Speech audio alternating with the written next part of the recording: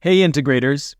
One of n8n's secret superpowers is it allows you to add code when you need to go beyond its built-in features. Having the ability to add code to your workflow opens up countless possibilities. Let's look at why n8n really shines compared to the competition when it comes to using code to extend its functionality. And don't worry, in this video, I'm going to show you how to use code in n8n even if you don't have much programming experience. A little background about me. I've built a lot of automations for the Canadian federal government, saving tons of time and money. A lot of those automations needed custom code, which took a lot of time to write. I now use tools like n8n to significantly reduce the time it takes to create useful automations, and I add in snippets of code to do things that n8n can't natively do. I now show others how to do the same for the businesses they serve. I'm going to show you exactly how to use code to do things in n8n that it's not inherently capable of doing. Specifically, we're going to look at 3 things related to coding in n8n. We're going to look at how to use the code node and important things to know about it, as well as how to use it even if you don't know much about coding. We're going to look at how to install and use external packages or modules for JavaScript code. And we're also going to learn how to install pre-built community nodes. So why choose n8n as a low-code solution compared to the competition? I made a full video comparing n8n to the competition and why you might want to use one over the other, which you can watch here. But here's a quick summary of the code advantages n8n has.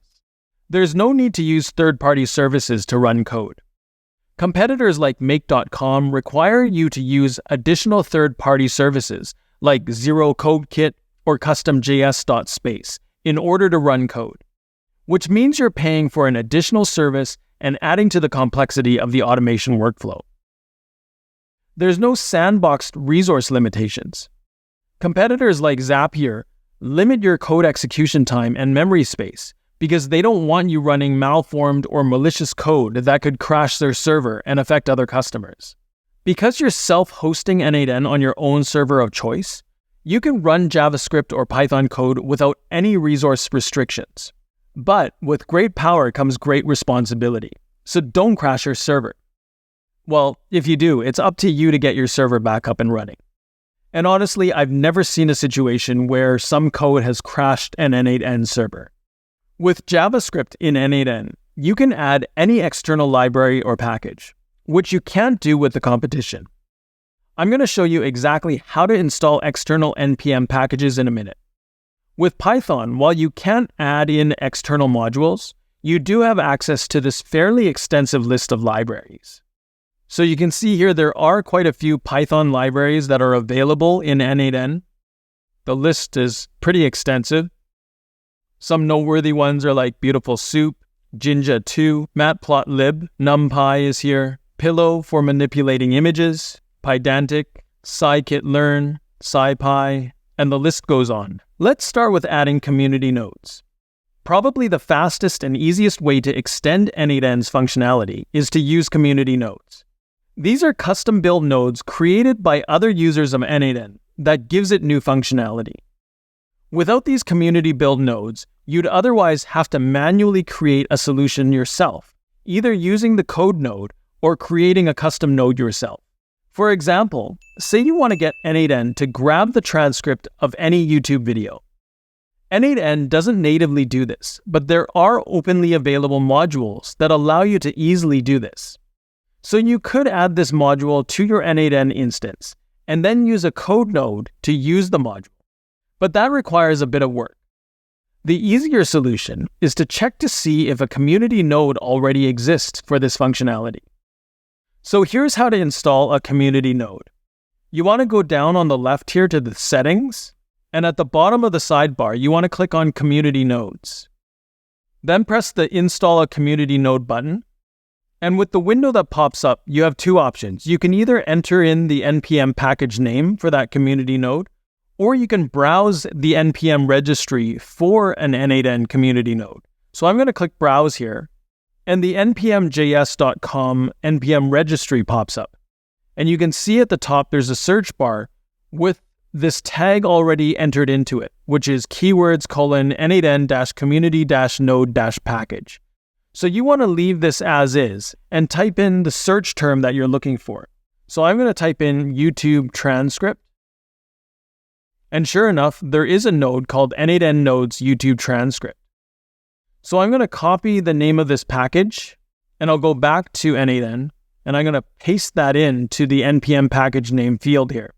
And then you're going to need to check this checkbox here, and it says, I understand the risks of installing unverified code from a public source. So take this as a warning that you are installing a community-built node, and it's possible the code could negatively affect your instance. I would recommend looking in the forums to see if others have tried the node out and haven't reported any problems with it. But ultimately, you do take on some risk when installing someone else's code. So click install, and this will install the custom node. And you can see this community node has been installed in my n8n instance. So if I go back to my homepage and I add a new workflow, and I'll say I'm just going to create a manual trigger, and then I'm going to click to add a new node, and I'll type in YouTube, and you can actually see here, this symbol represents a community node, and there is a YouTube transcript node now. And the only parameter that this node requires is the YouTube video ID or URL. So I just pulled up this YouTube video called Mark Zuckerberg Pretending to be Human for 27 seconds. And I'm going to copy this URL and go back to n8n. And I'm going to paste that URL into this parameter here. And I'm going to click test step. And there we go. We've got the transcript right here. And you can see it even has the timings for the text. So that's how easy it is to instantly add functionality to n8n by adding a community node. Next, let's talk about the code node. So if I just type in code here, there's a node here that says run custom JavaScript or Python code. And if I add that, we can see the parameters that are available for the code node. Now, there are two things that you need to know about n8n's code node. First, the data items can be accessed through the input object. You can see if I were to start typing $input dot, you can see that there are several methods that I can access here. And the second thing is that it must always return an object. In other words, it must be something that returns curly braces. If you try to return anything that's not an object or dictionary, including returning null or nothing, the code will fail. If you have nothing to return, return an empty object that just looks like this. If you want to return just one variable, you need to put it in curly braces and then call it something like variable name, colon, and then the string itself, value. I'm just going to go back to the way this original code was, which looks like this. Now, the default code that n8n gives us assumes we have an array of objects to iterate through. Each item is one object in the array. But what if you don't know much about coding? Well, we can ask AI. We can use something like ChatGPT to create code snippets for us by using a prompt that goes something like this. You are a skilled professional computer programmer. You specialize in writing code snippets for the automation software n8n. Here are some important practices when coding for n8n. 1. n8n code must always return an object at the end, like variable, value, or an empty object. And 2. Variables from preceding nodes are accessed by looping through input all. For example, and I took this code snippet from the code node, although the console log is something I added myself. And console log, if you're not familiar with JavaScript, is just something that allows you to log a value or a message onto the console for you to see the output. So this is the kind of system message that I would give ChatGPT. And then these are the instructions I would give it in relation to the weather workflow that we had worked on in previous videos. So I would say write a JavaScript code snippet for n8n that uses the loop code above and create a switch statement to conditionally output a specific message to the end user. Here are the conditions. So if the condition contains the word rain, output the message, it might rain, take an umbrella. If the temperature is less than 10 degrees, output the message, it's going to be chilly, dress warm. If the temperature is greater than 20 degrees, output the message, it's t-shirt weather. Otherwise, output the message, just a regular day, have a good one. So I'll tidy that up a bit. And that's basically the essence of my prompt. So let's press enter and see what ChatGPT comes up with. So we can see it created code here. Certainly below is JavaScript code. And there is indeed a switch statement here with the different criteria or conditions. And it also offers an explanation down below as to how it works. The other two things that I want to point out is the code that ChatGPT produced follows the two criteria that I had mentioned previously. The first being that it accesses the previous data through the input object. And the second is that it returns an object at the very end. So let's go back to our n8n instance, and I'm going to duplicate the original weather city workflow that we had created originally in a previous n8n tutorial by clicking this 3 dots here and choosing duplicate. And I'm just going to label it as code node and choose duplicate. So this was how the original one looked like. And what we want to do is we want to replace everything that's here with the code node. So what I'm going to do is I'm going to disconnect this switch and everything to the right of it by clicking on the trash can on the link here. And then I'm going to select everything here and move it out of the way, like that. And then I'm going to click the plus button and I'm going to type in code. And of course, there's this code node here. I'm going to select that. And we can see that there's a text box here with all the code. So I'm going to go back to ChatGPT. I'm going to copy all the code that it had given us here and then go back to n8n, delete everything that's in this text field here and paste in the code. So once that's done, I'm going to go back to the canvas and I'm going to go back to the webhook here. I'm going to copy the test URL and then go back to the workflow canvas and then choose test workflow down at the bottom here. So it says waiting for trigger event. So I'm going to open a new page and I'm going to paste in that test URL. And if you've been following along in my previous videos, because I'm using Railway and a separate webhook processor, I have to copy the root domain here and then paste this in to the test URL. And of course, I need to say $city equals, and we'll just say London and press enter.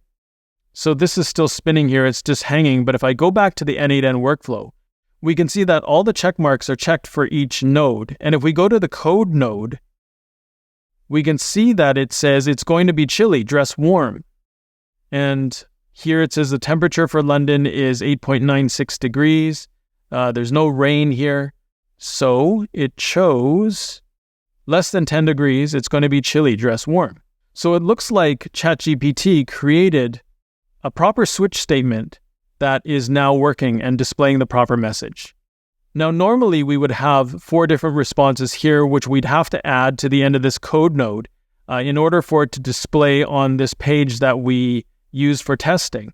But for my purposes for this video, I really just want to show you how the code node works and how we execute code within it, as well as using ChatGPT to help us. Now, you did see this npmjs.com website earlier in this video, and it's really just a registry of packages or modules containing JavaScript libraries that are contributed by the community. Now, n8n allows you to install any NPM package. And for me to demo this, I'm going to install n8n locally on my computer. And I would do that by typing in npm install n8n-g. Now, I already have it installed on my computer, so I'm not going to install it again, but that's what you would type in to install it.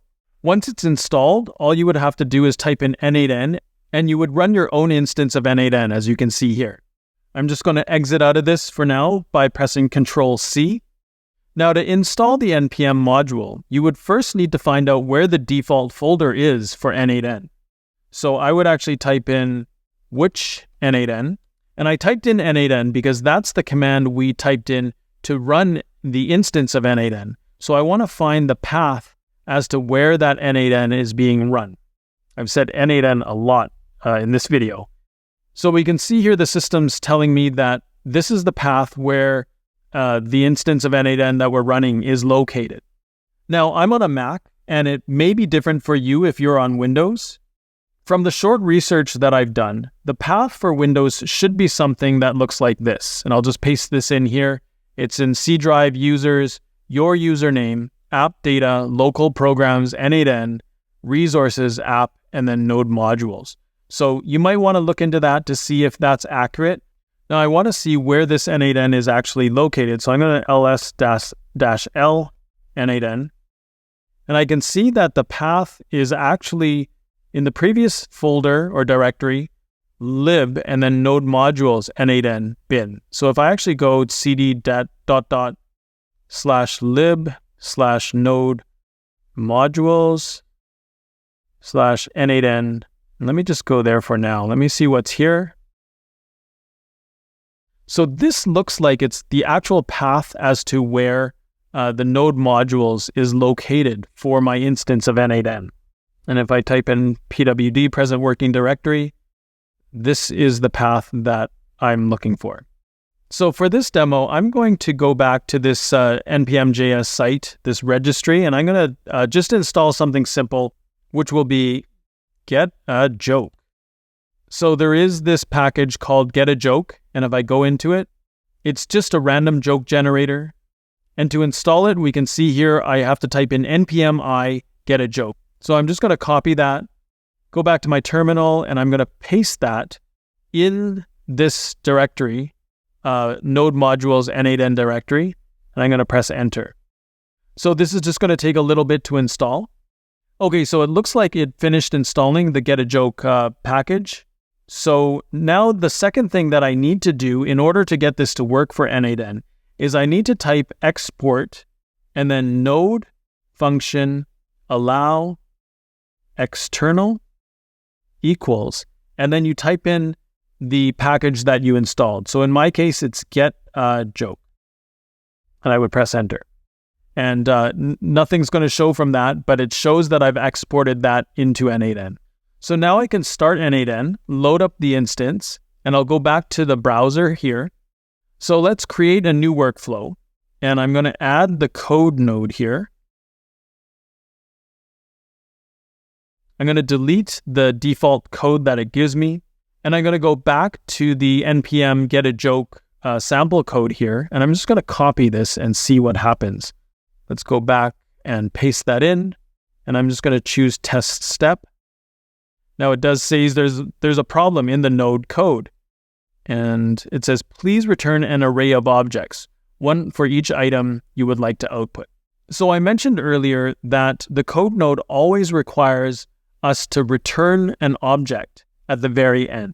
So what do we do here? I'm going to copy this code, and then I'm going to go back to ChatGPT, and using the same message thread that I've been using previously, I'm going to ask it to rewrite the following JavaScript code so that it returns the joke.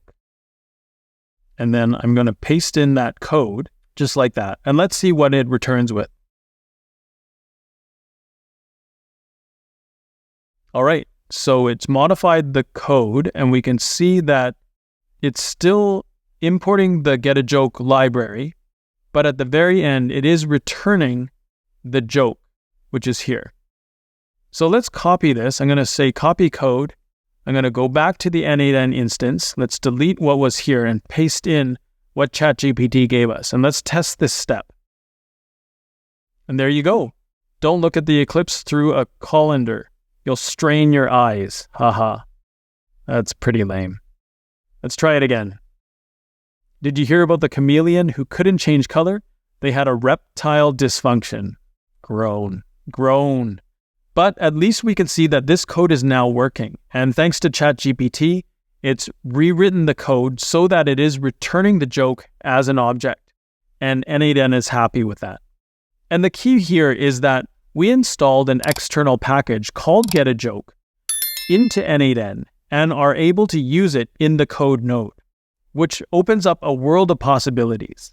So in this video, we looked at why n8n is the preferred choice if you want to extend workflow functionality using low code. We looked at adding pre-built community nodes. We looked at using custom JavaScript or Python code to do things that may not be easy to do with just the standard built-in n8n functionality. We discovered how to rely on AI to write n8n code for us if we don't know how to write it ourselves. And lastly, we looked at how to add external JavaScript NPM modules.